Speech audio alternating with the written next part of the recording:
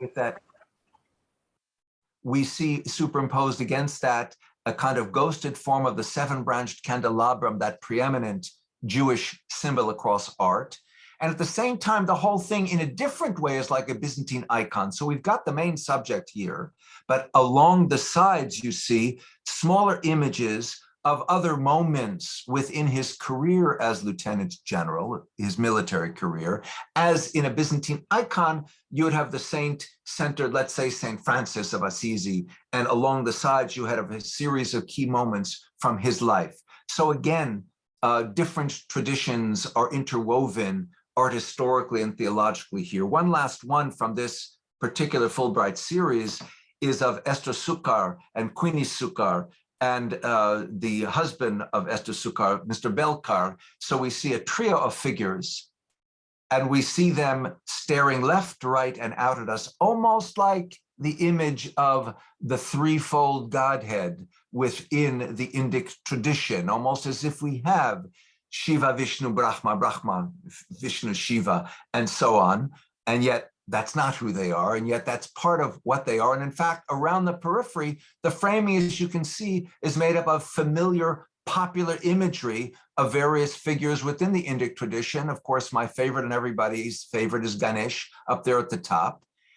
And in between, we have this ghosted image of a bearded figure with a chariot and his horses. This is Elijah the prophet, Eliyahu Hanavi, whose name is written in Hebrew across this arched form there, a particularly popular figure for the Bene Israel Jews of India and beyond India. Elijah the prophet figures across the Jewish world at Passover, at the end of the Sabbath, but within the Bene Israel community, all kinds of other times, any auspicious time. And the tradition of him, derived from the biblical text, is that he didn't die, but that he was drawn up to heaven in a chariot of fire. And only one individual witnessed it, his disciple Elisha. So one of the interesting traditions for the Bene Israel is that there is a spot there in India where you can see the marks of the chariot wheels and where they go and celebrate this event year by year. So consider the paradox and the possibility. Eliyahu Hanavi went up to heaven from India. Eliyahu Hanavi went up to heaven from Israel. In the Bible, it's one place. In the tradition, it's another place, but it's not either or, it's both. It is a conscious and unconscious synthesis of two different geographical possibilities with respect to a spiritual and cultural certainty. Siona got a second Fulbright in 2016-17, and this time it was in Israel itself, where she did these beautiful, huge photographic portraits of members of the Indian Jewish communities, the Bene Israel, the Kochini, the Baghdadi, that had settled in Israel between the end of the 1940s and the present. These are three-dimensional printed lenticular portraits. You can't quite get it from an image, but you move around and they switch, and most of them are doublets. So for example, this is Noga Simon Dandekar and her sister Livnat Simon Dandekar. But actually, if you're looking at this 4-foot-high image, it, as you move, switches back from one to the other, from one to the other. She has others, Rabbi Abraham Ellis Ashkamkar and his grandson, a grandmother and her grandson, a transgenerational coverage of an array of beautiful big faces that reflect this community that has reestablished itself in Israel. And how has it? Because just as Eliyahu Hanavi is understood somehow to have gone to heaven from two different points, one India, one Israel, so for the Jews of India who have translated their lives into Israel, India remains the mother. Israel is the father. It's not an either or, it's a both.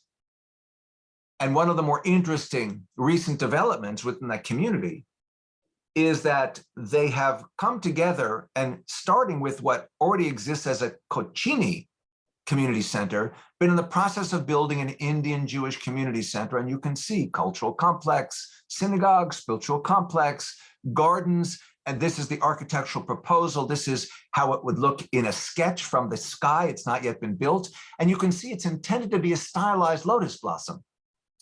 So it is that most quintessential symbol out of the Indian world translated into the northern Negev, Beersheba, not far from the university, Ben Gurion University, where Chitta Ranjan taught when he visited Israel in 1990, 1991. And the whole thing is festooned not only with vegetation that is indigenous to this part of the world, but they have imported vegetation from India.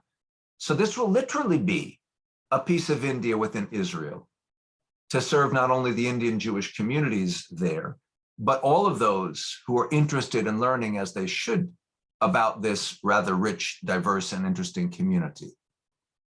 Which brings us full circle back to Siona's Finding Home Fereshta series, and this particular work within it, which is called Tikkun Olam. It's a phrase that in Hebrew means repairing the world.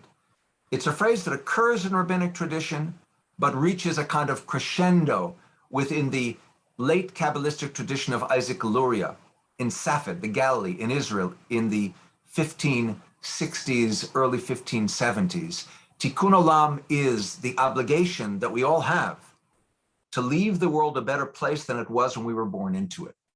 And you can see that she's written that in Hebrew, Tikkun Olam, on one side, and she hasn't translated it into Urdu or Hindi or Sanskrit or Marathi. She's transliterated it using the Devanagari writing system simply to say Tikkun HaOlam, repairing of the world. And the figure is once again Krishna, Shiva, all of us. It is Shiva Nataraj dancing. It is Siona herself. It is a figure that flourishes on the floral element of a stylized lotus, whose multiple arms assume the form of a menorah, a seven-branched candelabrum, to repeat the most preeminent of symbols within Jewish visual history, connoting both the temple and its accoutrements when it still stood 2,000 years ago in Jerusalem, and more importantly, in its sevenness, a reminder of the commandment to keep the seventh day sacred that is given to the Israelites at Mount Sinai. Remember the Sabbath day to keep it holy, with its promises of redemption and its obligations and responsibilities to fulfill the myriad laws of covenant that are all about not just dealing with God, but dealing with each other in a positive way. And since the Sabbath is the seventh day, and that's an abstraction, and the Sabbath becomes an abstraction translated into the concreteness of time, but not space, the menorah becomes the concretized object of that idea. And the seven branches terminate in what we can recognize as stylized versions of the Hamsa, a preeminently Muslim idea, visually speaking, of the hand that connotes God's relationship to us, the thumb that is separate from and yet connected to the four fingers, as the four-directioned reality in which we live is connected to and yet separate from the single God, stylized often, as you can see here, for symmetrical reasons, as 3 and 2, but originally simply 1 and 5, and terminating ultimately in flames that you can see are devised as if they are stylized houses. My home is everywhere. My home is where I pitch my tent. My home is everywhere because she, the artist, like Chitta Ranjan, is a transcultural figure, comfortable in his or her own individuated, particularized identity, and comfortable in the endlessly diverse and multiple series of identities that are conveyed by symbols and art, by language, and by literature. Transcultural images that accord with the words of Chitta Ranjan. The unity is one, and it has to be sought often in diverse ways. Thank you all very much for your kind attention.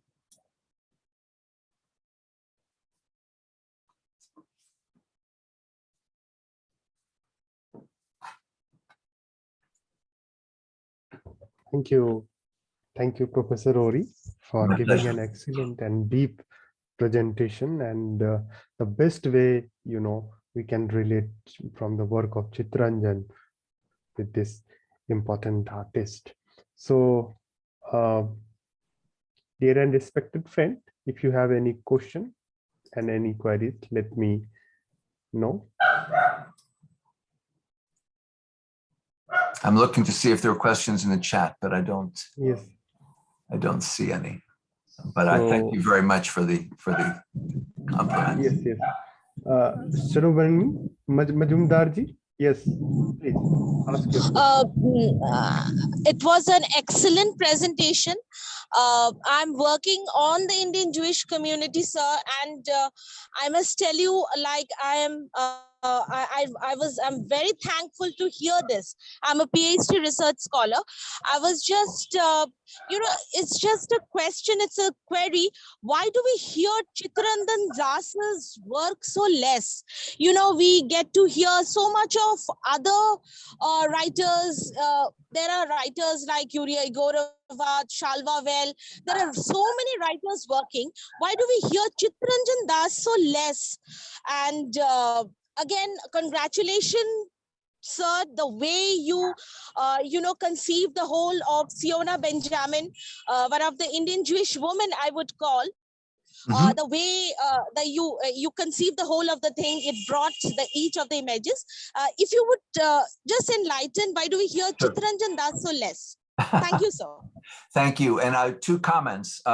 One, as Ananta mentioned, my recently edited book, I think it came out about 6 months ago, Neogi Books, called Growing Up Jewish in India, from the Bene Israel to the Art of Siona Benjamin, might interest you. Anyway, she is a prominent figure within it, but I also talk, not I alone, there are another number of other writers who talk about primarily the three communities, the Bene Israel, the Baghdadi, and the Kochini. I do mention briefly also the Bene Menashe and the Bene Ephraim as well. The second thing is, as for Chitta Ranjan's lack of being known, I know one of his fans had said, I wish he would write more in English so his word could get out to the world. And of course he did, but it's all Ananta ji's fault because he hasn't yet made him famous.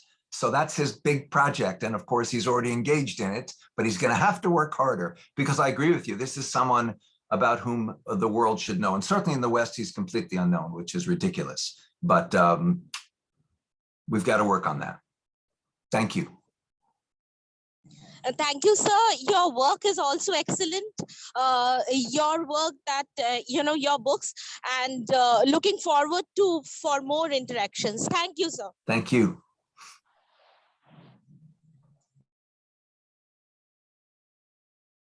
Any other questions?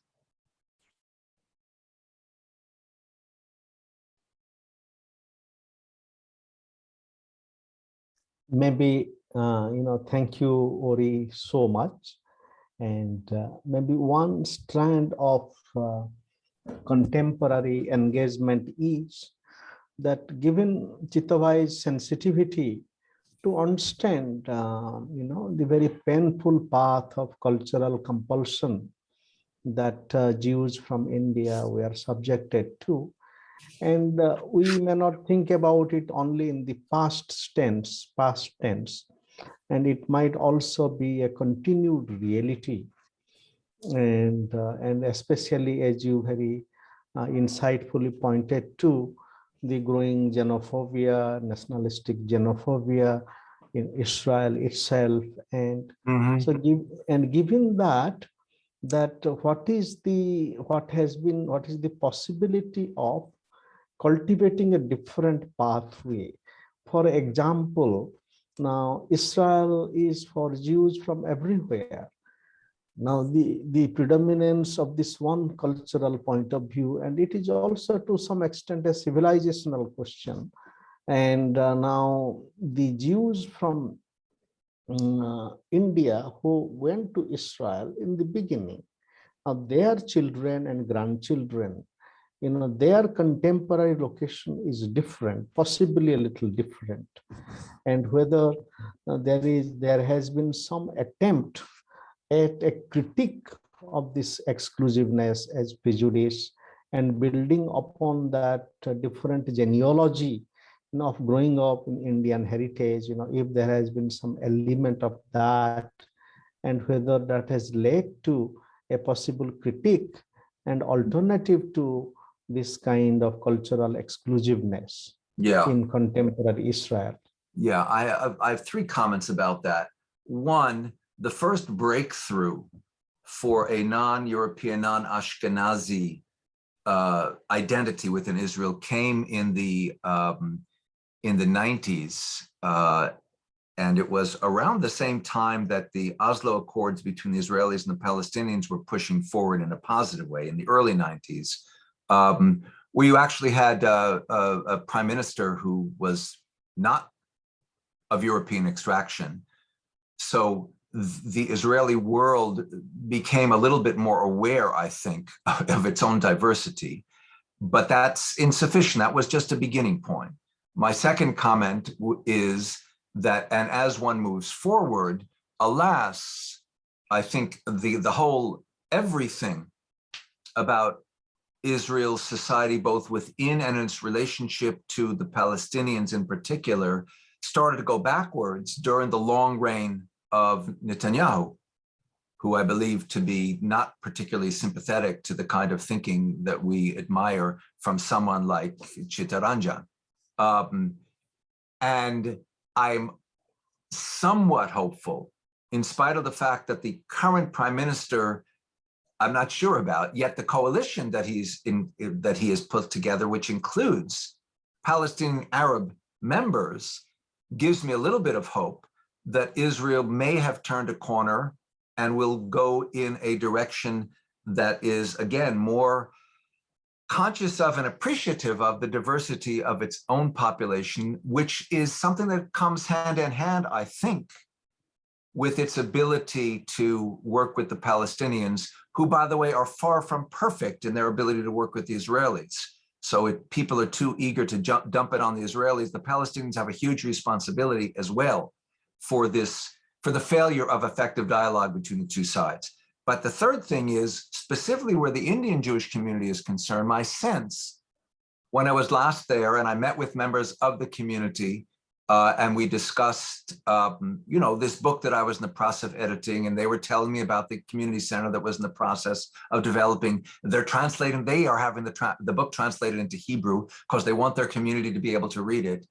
My sense was that they are slowly but surely finding a place for themselves, which is more comfortably interwoven with respect to being Indian and being Israeli, there's not the kind of pressure that there was in the 50s to conform. And they are starting to revel in the realization that we don't have to, we can be what we are.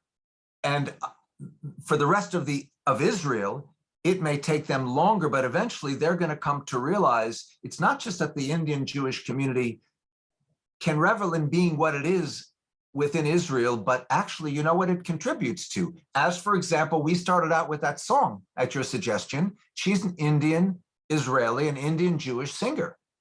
And the particular song that she was singing was in Hebrew, and it was about love. It was about the dove will return someday. It's still within my heart. It's a beautiful song, and her music in general. And it's not only and always in Hebrew that she sings. So she is a symptom and a symbol of this cultural presence that is distinctive and distinct. And all I can say is, one hopes, one prays that it grows, and that's it. I'm sorry. Yeah.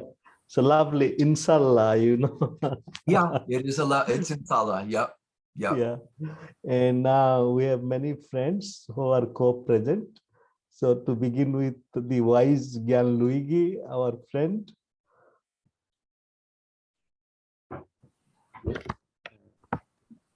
Thank you very much. I am audible. Yes, audible. Yes, yes. Thank you. Thank you. It was very interesting. There are plenty of things to say. I would begin with this observation that is in Chitta Ranjan. It is always, often we found this kind of reinterpretation of the Indian tradition. That is, he seems to be not too much in favor of the concept of the Indo-Aryan invasion. And the first time I read it, I said to myself, well, I do not understand. It seems to me not to be so important. On the contrary, it is very important, because to be in favor of the hypothesis of the Indo-Aryan invasion means to concede a superiority to the Sanskritized tradition over, for instance, the Austric tradition, the Dravidian tradition, or the tradition of the Adivasi. That is, it is a different model for India. The model of Chitta Ranjan is the model of the Indo-Aryan migration, which is something completely different from the Indo-Aryan invasion. Indo-Aryan migration means there are the Aryans, there is the Sanskrit, the culture in Sanskrit, between the other cultures, the Dravidian culture, the Austric culture, the Adivasi culture. That is, India is a conglomerate of different cultures, which have all of them a right value and an equal value. And this is, in my opinion, an important point in Chitta Ranjan. I couldn't agree with you more, Gianluigi. Yeah. He develops really a model for India. Although I must admit, I have not immediately saw this point. That is, I thought to myself, why saying this? Why? And then I had to acknowledge, no, there is a fundamental point here, a fundamental point of the interpretation of Chitta Bai on the sense and significance of India. Yes. The model for India is really very important. And the second thing I would say, as regards Spinoza, I think that one aspect,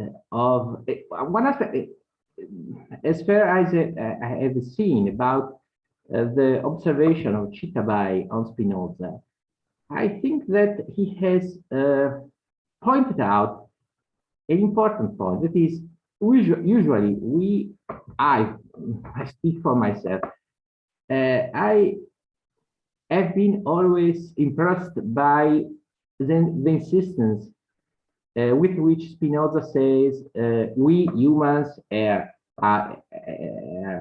modi, therefore we are passive entities. Up to a certain point, we are limited entities. But on the other hand, Spinoza perhaps does not say only this. He says this, but not only, because and this is these reflections are due for myself partly to Chitta Bai and partly to the possible influence of the Zohar on Spinoza, which could be an important sphere of influence, have been an important sphere of influence of Spinoza.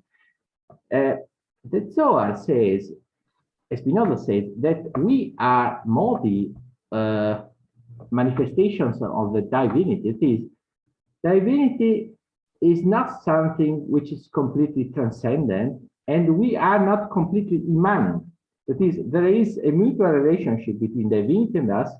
Divinity is not only transcendent, and we are not only immanent. And we are, in as much as we are modi and manifestations of the divinity, we are co-creator with the divinity.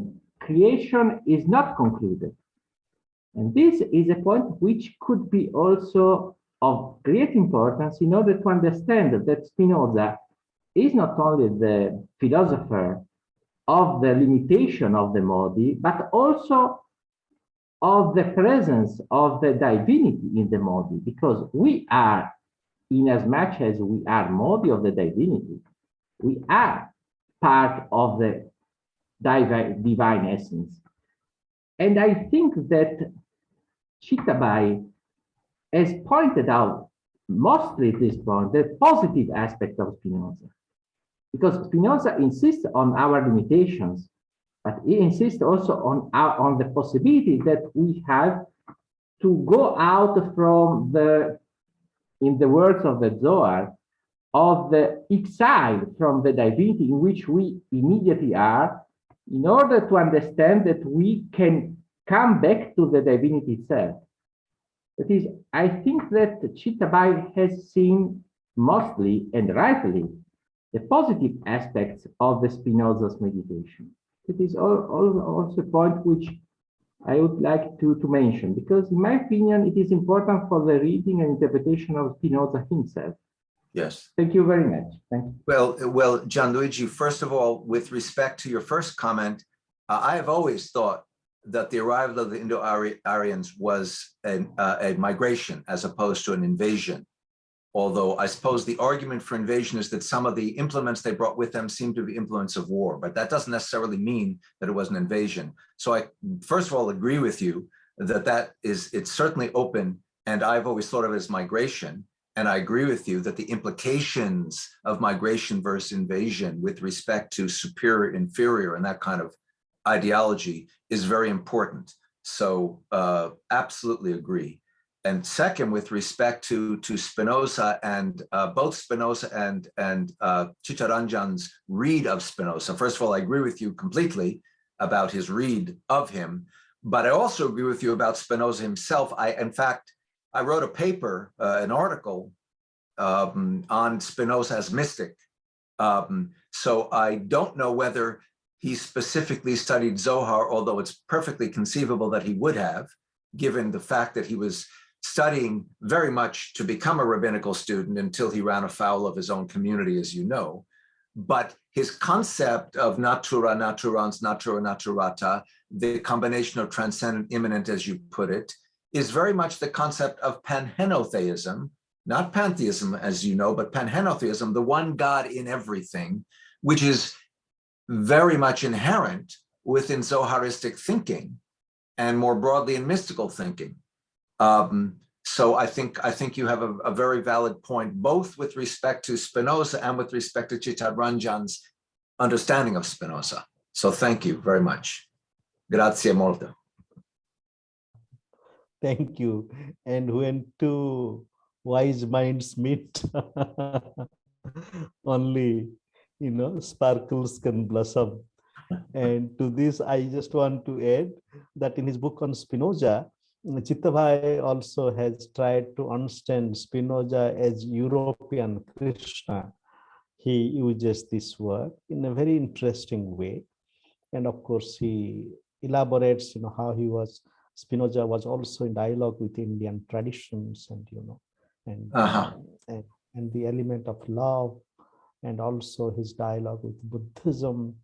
And so already, so these are some very interesting themes that Chitta points to, which enriches our understanding of Spinoza, worldwide, especially as there is a renewal of Spinoza, but most of our friends who are renewing Spinoza are from the Euro-American world, and therefore Chitta these little pointers to other civilizations and traditions are very interesting.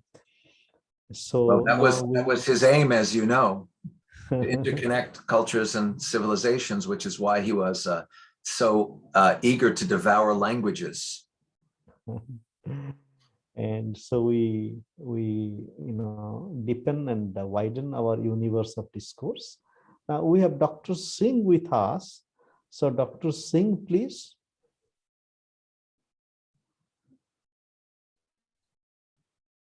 Okay. Now we have Randhir, please. Okay, and I had something related to Spinoza, but it has already been, discussed. Some time ago, in November 29, I found Indian Jewish community celebrated Hanukkah in Manipur. Yes. So I just want to understand the kind of two questions, the kind of those Indian Jews who live in Israel, who are, what is the idea of their motherland, Mm-hmm. And those who live in India, what is their idea? Is there any difference between the idea of motherland? Because the issue of nationality is very contested concept. Of course. And I didn't find a kind of a movement like the Arabs or the Middle East have towards their, the motherland. Mm-hmm. So what is the reason behind this ideology, I would say? Well, I would say, as I commented toward the end of my talk, India remains the motherland, Israel the fatherland. They feel this non-contradiction between a sense of dual loyalty. And where India is concerned, I think it's because of this long history of being embraced and accepted and involved. Some of the more interesting, distinctive Bene Israel foods derived from the fact that they were involved in the celebrations of their Hindu and Muslim neighbors who had distinctive foods and they didn't. So they said, well, we've got to come up with something distinctive. And they did. And it was all about how can we interweave ourselves into the community.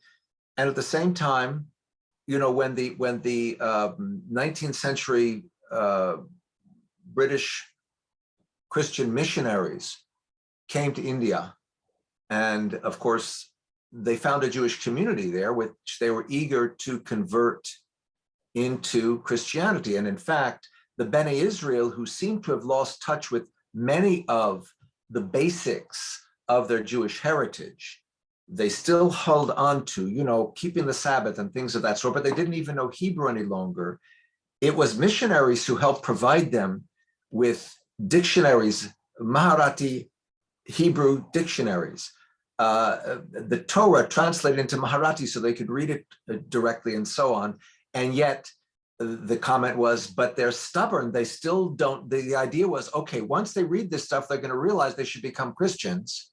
And they didn't, because they stuck to their Jewishness, but they were also sticking to their Indianness. And one of the more fascinating features that one sees in the last part of that colonial period in particular, the second half of the 18th century to the middle, 19th, well, actually going back to the late 18th to the middle of the 20th century, is that the Jews at a much higher percentage of them were involved in the colonial administration. And the reason was that the British looked at the Jews as European whites like they were, and therefore like they, the Brits, superior to the Indians, even though in England, Jews had been for centuries subject to prejudices because they were not deemed to be European. The word Semite, which is a child of mid-19th century European anthropology that looks at the human race as simply divisible into three different races: the Hamites, the Shemites, the Japhethites. Look at all the Asians as Semites, and therefore, because the Jews are understood to come from Asia, from the Middle East, speaking a language which they understood to be Semitic, the Jews were labeled Semites as an instrument of further marginalization. We're now secular Christian. We're not believing Christians. So the religious basis for anti-Jewishness that for centuries we held, we can't legitimate anymore. But we still don't like having Jews. So now we think of them racially as different. But when the Brits got to India, suddenly the Indian Jews are being thought of by them as almost as if they're non-Semites. They're Europeans. So therefore they can work with our administration. So a whole series of strange ambiguities that are a function of the sociopolitics, I guess, of all that is wrong with humans when, when we think in provincialized, xenophobic, nationalistic kind of ways. But to circle back again to your question, but the Jews themselves have, as far as I can tell, Indian Jews have no discomfort in seeing themselves as fully Indian, as fully Jewish. And even if they've moved to Israel, as very comfortable, and as I said in answer to the 2 questions back, comfortable being Israelis, and at the same time feeling very strongly about their Indian identity, not feeling that there's something that they should subvert or get rid of. India is the mother, Israel's the father. No contradiction with these dual narratives about the prophet Elijah. I mean, how can you logically have the idea that he went up to heaven from someplace on the west coast of India, somewhere not far from Mumbai, if it's in the Bible, and obviously he went from the Galilee? Because when matters of faith and tradition, logic doesn't have to necessarily intrude. And an outsider can say, wait, you're being illogical. As an insider, I feel no illogic. As an outsider, I can look at Christianity and say, look, how can you talk about monotheism? You have 3 gods. As a Christian, as an insider, I say, no, the triune God, there's no contradiction. Common substance, Father, Son, Holy Spirit. What Westerners call Hinduism, right? Which, as you know, is a misnomer. It's polytheistic. Look, you've got, and it's idolatrous. You've got all those images of Krishna and Shiva and Ganesh. No, you don't understand the concept of darshan. And as someone from inside understands that concept. That image isn't the God. That image embodies something about the God that helps to galvanize my focus on the God. And by the way, the fact that I'm a Krishnite doesn't mean that I deny the legitimacy of Vaishnite and Brahmanites and Shaivites with respect to their understanding of God. So an insider just breathes the sense of paradox comfortably that the outsider can't get his or her mind around. So I don't know if that's kind of a long-winded non-answer because I don't really have an answer. It's simply, as I understand it from what I see, this sense of comfort with a reality that is fully part of both worlds, India and Israel. And I don't know about Jews who have never left India, whether they feel the same sense toward Israel as the Jews who have come to Israel, because I've not interviewed any. The few whom I have met who live there, who have never left, but they've traveled extensively. So they've been back and forth.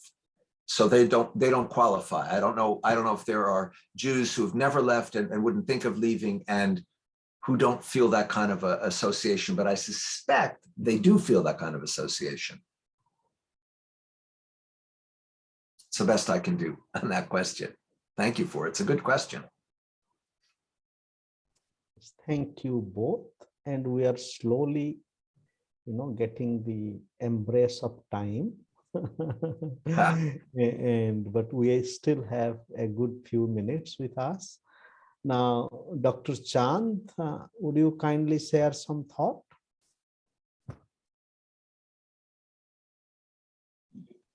Good evening, sir. I'm Bhavna Premchand. Yes, sir. Sir, Yes. I have not study or hear anything about this. Today I attend this web and I'm very much impressed and get knowledge. I have my friend in the Malad College. So I know some little cultural, and beyond that I don't know anything. I know one person only. So I can't discuss anything with you. But today's web, if we get recording, so I post in my group also. And I talk with Vibhuti Patel, Dr. Vibhuti Patel. Thank you. That's it, sir. Very nice. And I think you keep this unknowing this topic and lecture series organize for us. Because in Mumbai, there is so many, what we said, in lockdown period, we met so many universities faculty through this webinar, but actually we don't know, and I impressed with Randir also. I chat with some few little bit chatting.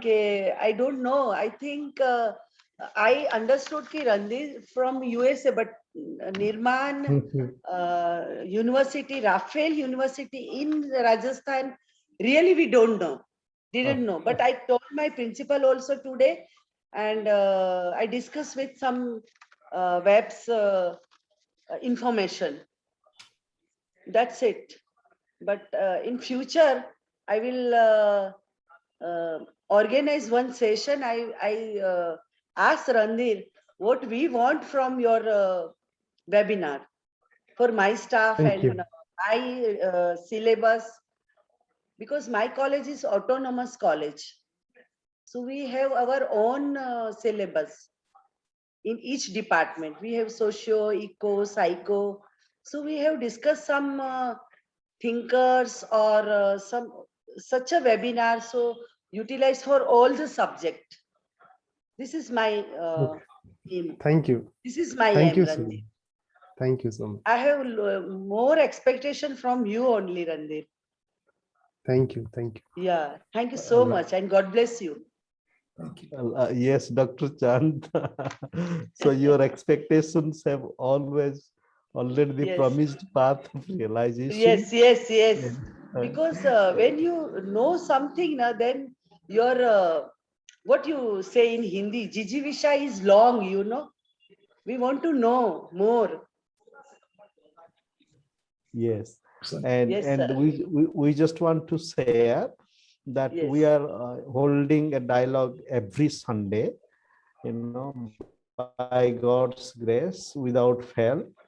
And then please join us. You would see also posting in Sure. Facebook that Randir is doing Yeah, with yeah. Vishwaneedam. I And post my just to so give a many hint, colleagues, sir.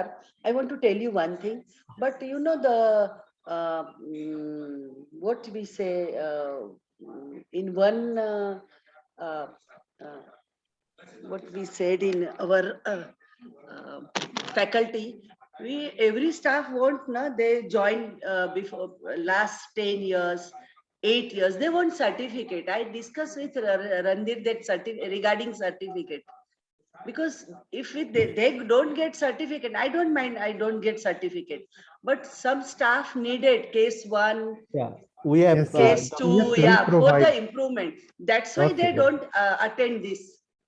So we Okay. have this certificate. is my request, because I'm running Okay. 32 years, Randir. I don't want certificate. Still, I told you, okay, I didn't get any certificate. But some of Okay. my staff says, okay, we don't get certificate. Yes. Why we take? Okay. Okay. Because Sure. new generation have their own thinking, Yes. you Yes. know. Yes. Yes. Yeah. Okay. So. And just to say that, you know, next Yes. Sunday, so we are very, in a way, in the same spirit of deep contribution, we are joined by a great philosopher from Finland, you know, Okay, Professor sir. Sami Fidstrom, who would speak about, you know, pragmatism and post-truth. Yes, And sir. so all this you would kindly find in our Facebook posting. Yes. And you please leave us your email in the chat, and then we'll. Yes. So Providing. now we are again embraced by time, and Ori wanted to, and Thank all you. of us. Yes, sir. So Yes. let me request Randir this time Yes. Thank you. Thank you. to help us with a seed of hope and thanks. Yes. Yes. Thank you so much. Thank you. On behalf of Swadhyaya Sahachakra family, we are so grateful to our distinguished speaker, Professor Ori Z. Soltes. We are so grateful for your kind contribution and excellent presentation. We also very grateful to the presence of Professor Kumar Giri sir, Professor Gyan Gurui, and Dr. Bhavna Premchand. Namaste. Thank you. Thank you Namaste. so much. God bless for your you. kind contribution. God bless you, Randir. Thank you. Thank Keep you. it Sir. up. Yes, sir. Thank you. Sir. Thank you. Bye-bye.